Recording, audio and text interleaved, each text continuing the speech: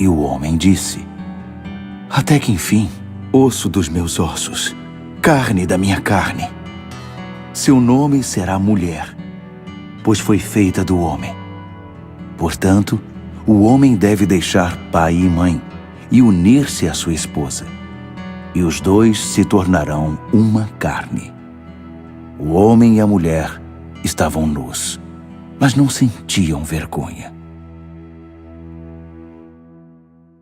Bem-vindos! Hoje vamos mergulhar numa passagem que, à primeira vista, parece quase insignificante. São só 3 versículos de Gênesis, capítulo 2. Mas a densidade que encontramos aqui é incrível. Descreve o primeiro encontro humano. Para esta nossa análise, temos connosco um conjunto de notas, de comentários, que exploram isto de vários ângulos, desde a teologia narrativa à psicologia relacional. E a nossa missão, bem, é ir além da leitura superficial. É tentar descobrir o que é que esta narrativa tão antiga nos revela sobre ideias que nos tocam a todos: reconhecimento, compromisso, confiança. Pronto, vamos a isto. Para começar, se calhar o melhor é lermos a passagem, para a termos fresca na memória. A cena é esta. Depois da apresentação da mulher ao homem, a reação dele é imediata. Ele diz: até que enfim, osso dos meus ossos, carne da minha carne. E depois o narrador acrescenta aquele comentário: portanto, o homem deve deixar pai e mãe e unir-se à sua esposa, e os dois se tornarão uma carne. E termina com aquela imagem fortíssima. O homem e a mulher estavam nus, mas não sentiam vergonha. Antes de avançarmos, se calhar é importante clarificar uma coisa. Nós não estamos a ler isto como se fosse uma reportagem ou um documento histórico. O texto apresenta-se como um arquétipo. É um modelo. O objetivo não é contar exatamente o que aconteceu, mas sim transmitir o significado profundo do que é um verdadeiro encontro entre duas pessoas. Certo. E a primeira coisa que me salta logo à vista é a reação do homem, aquela exclamação: até que enfim. Tem um peso enorme, não tem? Não soa finalmente algo que me é útil. Soa mais a um suspiro de alívio. Finalmente encontrei quem eu nem sabia que andava à procura. Exatamente. É a linguagem do encontro. Não é a linguagem da posse. É a alegria de encontrar uma resposta para uma pergunta que se calhar ele nem sabia que tinha. É um momento de pura descoberta. E há aqui uma coisa que eu acho fascinante no texto: o tom. O tom muda completamente. Até aqui, a narração era prosa, era direta. E de repente, quando o homem fala, as palavras dele soam quase como um poema. Esta mudança de estilo é propositada. Essa observação é crucial, é mesmo crucial. O que temos aqui é um exemplo perfeito do que se chama teologia narrativa, ou seja, a forma como a história é contada é, em si, parte da mensagem. A prosa para e a poesia emerge no momento exato em que algo de absolutamente essencial é reconhecido no outro. Não é um mero floreado. Então, a poesia é a linguagem que fica reservada para os momentos de verdadeiro reconhecimento? É precisamente isso. E isto diz-nos algo fundamental sobre a base de uma relação, segundo esta narrativa. Ela não nasce de uma avaliação de utilidade, do para que é que esta pessoa me serve. Nasce de um reconhecimento de significado, de valor. O outro não é uma ameaça, não é um recurso. É uma resposta que evoca a linguagem mais elevada que temos, a poesia. E esse espanto poético continua logo a seguir, na frase que toda a gente conhece: osso dos meus ossos, carne da minha carne. Muitas vezes lemos isto de uma forma muito literal, mas o que é que significa na realidade? No contexto do Médio Oriente Antigo, esta era uma fórmula com uma força imensa. Era usada para selar alianças, para declarar um pacto de solidariedade. Quando um rei fazia uma aliança, podia usar esta expressão para dizer: a vossa causa é a minha causa. Então é uma linguagem de parentesco, de aliança. Não é tanto sobre biologia, mas sobre compromisso, identidade partilhada. Exatamente. É uma declaração de igualdade na essência, de dignidade mútua.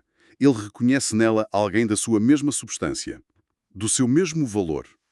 E é importante notar, a unidade não apaga a diferença entre os dois. Pelo contrário, celebra-a. É uma unidade que acolhe a diferença, não uma fusão que anula as pessoas. Ok, então temos este momento de encontro, esta base de igualdade, mas Um momento é só um momento. Como é que o texto sugere que isto passa de um encontro a uma estrutura? Há algo que dura. Essa é a transição perfeita para o segundo pilar.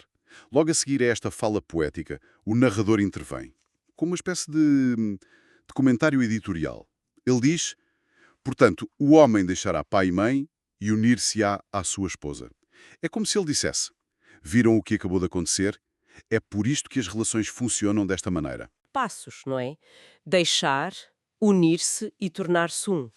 Vamos por partes. Deixar pai e mãe. Isto deve ter sido uma ideia bastante radical para a época, ou não? Numa cultura onde o clã, a família de origem, era tudo? Era absolutamente radical. Numa sociedade onde a lealdade principal era sempre para com a família alargada, esta afirmação vira tudo de cabeça para baixo. O que está a ser dito é que a nova unidade do casal assume a primazia sobre todas as outras. Não é abandonar os pais, claro, mas é criar um novo centro de gravidade relacional. A nova relação torna-se a prioridade número 1. E depois vem o unir-se. O que é que essa palavra implica? A palavra hebraica original, dabak, é muito, muito forte. Significa aderir a, colar-se a. Tem a conotação de um ato deliberado, consciente, permanente. Não é uma união baseada só no sentimento do momento, mas um compromisso voluntário e público de se ligar ao outro de forma inabalável. E por fim, tornar-se uma carne. Como já falamos, isto é muitas vezes reduzido à parte física. Mas o significado parece ser muito mais vasto. Sem dúvida. Embora inclua a união física, essa é apenas uma expressão de algo muito mais profundo. Tornar-se uma carne significa uma unidade de vida, de projeto, de propósito, de destino. As alegrias de um são as do outro, as lutas de um são as do outro.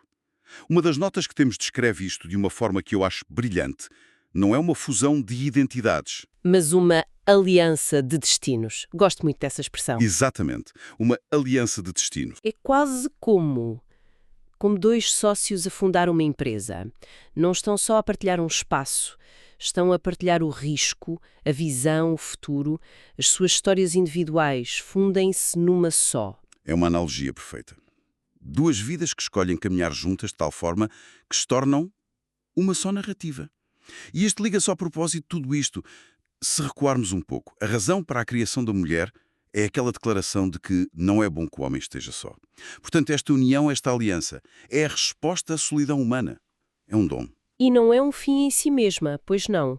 Lembro-me de uma citação nas nossas notas que diz que o lar é o primeiro e mais importante campo de educação. Exato. Isso sugere que esta unidade fundamental não serve apenas para o conforto mútuo. É um ambiente projetado para a formação do caráter. Para se aprender a amar, a perdoar, a confiar. É o ecossistema primordial onde os seres humanos se formam. O que nos leva, de uma forma muito natural, à imagem final, que talvez seja a mais enigmática e a mais poderosa. Estavam nus, mas não sentiam vergonha.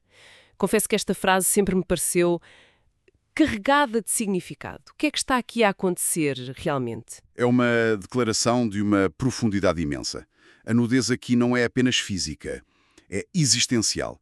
Significa ser plenamente visto, totalmente conhecido, sem máscaras, sem fachadas, sem defesas. E ao mesmo tempo ser plenamente aceite nesse estado de vulnerabilidade total. Uau! Isso hoje em dia é quase assustador, não é? Completamente. Porque nós vivemos numa cultura de curadoria da nossa própria imagem, os filtros, os perfis, a ideia de ser totalmente vista por outra pessoa, sem qualquer defesa, é intimidante. E este texto propõe o exato oposto como o ideal. Exatamente. E isso levanta uma questão fundamental. O que é preciso para que um ser humano possa existir num estado de tamanha segurança? Qual é o ingrediente secreto que permite esta transparência total sem medo? A resposta, segundo a lógica do texto, é a confiança absoluta. Então, a ausência de vergonha é um sinónimo da presença de confiança. A vergonha só aparece quando a confiança se quebra. É isso mesmo. A vergonha, que na narrativa bíblica surge logo no capítulo seguinte, depois da quebra de confiança, é o sentimento de exposição indesejada, o medo do julgamento. Aqui, neste estado original, não há vergonha porque não há medo de ser ferido, ou julgado, ou rejeitado pelo outro. A transparência total só é possível num ambiente de segurança incondicional. Há uma frase nas notas que resume isto de forma muito direta. Onde reina o amor verdadeiro, há confiança e paz.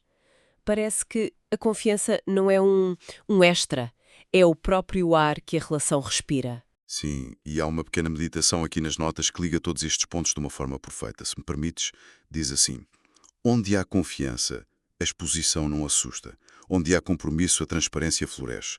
Repara como os conceitos se ligam. O compromisso, o deixar e unir-se, cria a estrutura segura. Dentro dessa estrutura, a confiança pode crescer. E onde a confiança cresce, a transparência, a nudez, sem vergonha, pode florescer sem medo. Portanto, esta narrativa não põe a confiança como um bónus, mas como o próprio solo onde uma relação autêntica pode sequer existir. Esse liga tudo de uma forma muito, muito clara. O compromisso cria a segurança para a confiança e a confiança permite a transparência. Faz todo o sentido. Então, se tivéssemos de resumir isto em 3 ideias-chave, a primeira seria que o encontro humano autêntico começa com reconhecimento. Um reconhecimento tão profundo que precisa de poesia para ser expresso. Exato, não é uma transação, é uma revelação. Depois, a segunda ideia, o compromisso. Não é só um sentimento, mas uma estrutura, uma aliança de destinos, como disseste. Uma decisão que transforma aquele momento poético numa narrativa que dura uma vida. E, por fim, a terceira ideia, a confiança. É o alicerce de tudo, o que permite a vulnerabilidade, a segurança que nos deixa estar nus perante o outro sem medo. Perfeito. E o mais notável é que, vista assim, a passagem transcende o seu contexto. Oferece um modelo intemporal para qualquer relação humana significativa. Um modelo focado no significado em vez da utilidade, na segurança em vez do medo e na mutualidade em vez do domínio. É uma visão muito aspiracional. Como é hábito, fica uma pergunta no ar, uma que me parece que sai diretamente disto que falámos. A ideia de que a poesia é a linguagem espontânea do reconhecimento profundo. É fascinante, faz-nos pensar, se olharmos para as nossas relações do dia-a-dia, com parceiros, amigos, família, que tipo de linguagem estamos a usar? É uma linguagem de utilidade, de gestão de tarefas? É tudo prosa? Ou ainda encontramos momentos de poesia? E se calhar mais importante ainda, o que é que a ausência de poesia pode revelar sobre a profundidade com que estamos realmente a ver as pessoas à nossa volta?